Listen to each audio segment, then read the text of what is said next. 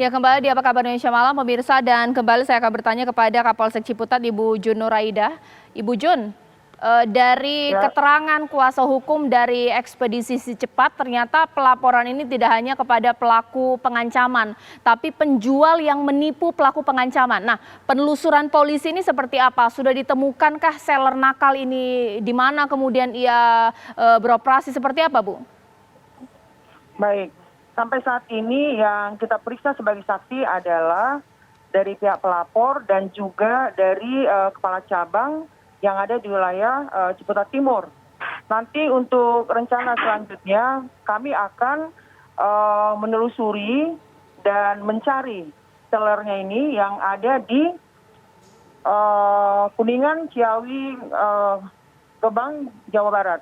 Oke, saya sekarang ke Pak Tulus. Pak Tulus, sebenarnya secara sistem e-commerce atau juga kalau ini kan barang ternyata dibeli lewat Facebook ya, tapi ada pihak ketiga yakni ekspedisi Si Cepat menjadi perantara di sini.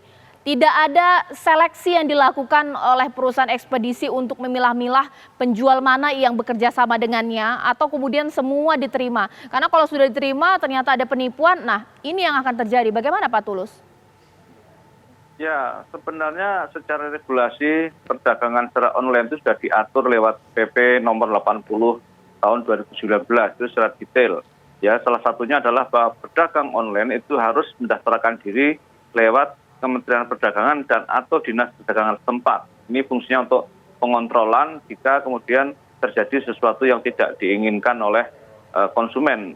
Kenapa? Karena ini sistem pembayarannya menjadi sangat beresiko karena tidak ada yang mengawasi, tidak ada yang melakukan respon kalau terjadi tindakan-tindakan yang merugikan konsumen. Beda kalau kita belanja lewat platform-platform yang sudah jelas ataupun platform digital, itu mekanisme pembayarannya jelas. Nah ini kan lewat personal ataupun lewat satu institusi yang belum teruji. Nah ini yang kita inginkan, konsumen juga harus sangat hati-hati ketika belanja lewat media sosial. Nah salah satu caranya adalah apakah penjual online itu sudah misalnya ya sudah di-follow oleh pedagang-pedagang yang kredibel atau belum.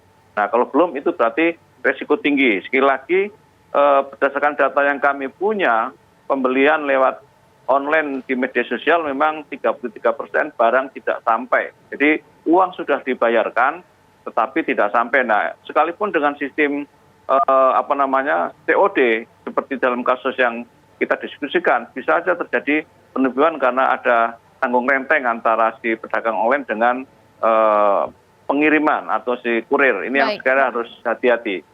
Ya, sekarang saya ke Bukapolsek. Bukapolsek, dari keterangan yang sempat beredar di media dari pelaku sendiri sempat meminta untuk uangnya dikembalikan usai dia membuka paketnya ternyata tidak ada barang yang ia beli dan kurir tersebut menolak. Dari kuasa hukum sendiri memang secara sistem antara Si Cepat dan juga pembeli itu memang tidak bisa mengembalikan uang setelah diantarkan barang, begitu Bu Jun? Jadi ketika barang itu diberikan kepada si konsumen, terus barang yang dipesan tidak sesuai, kemudian dia meminta kepada kurir untuk mengembalikan uang 85.000 kepada si konsumen. Tetapi karena si konsumen si kurir tadi bertahan tidak mau mengembalikan, sehingga si konsumen atau si pembeli ini marah dan langsung mengambil samurai itu tadi ke dalam rumah dan mengancam untuk supaya uang itu dikembalikan. Oke, baik. Terakhir saya ke Pak Tulus. Pak Tulus, sebenarnya ke depan harus seperti apa dengan sistem pembayar atau bayar di tempat atau COD ini? Ibarat kata ada yang pihak mengatakan harusnya sang kurir bisa punya solusi gitu ketika barang sampai kepada pembeli ternyata nggak ada isinya gitu ya. Ya dikembalikanlah uangnya. Sebenarnya boleh tidak sih Pak Tulus? Begini, kalau lihat kasus itu memang mestinya konsumen bisa langsung klaim bahwa uang itu dikembalikan. Tetapi secara perdata hubungan antara pedagang online dengan si kurir dan juga konsumen, tugas kurir memang hanya mengantarkan. Dan kemudian dia sudah ditugasi untuk mengantarkan itu sudah sampai, tetapi kemudian barang yang diterima konsumen tidak ada atau tidak sesuai, tentu saja konsumen marah.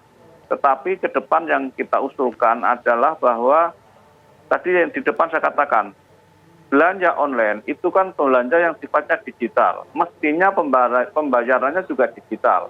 Ini kan sebenarnya satu trik aja dari salah satu pedagang online di Indonesia, tetapi idealnya lah kembalikan ke pembayaran secara digital karena kita belanja secara digital juga. Ini sebenarnya sistem COD itu sistem yang sifatnya transisi, ya, dan saya kira fenomena belanja online yang sudah 4-5 tahun belakangan ini itu sudah cukup waktu untuk membentuk satu kultur di mana masyarakat berani belanja online, juga berani membayar secara online juga. Bukan sebaliknya, kita belanja secara online tapi membayar secara konvensional.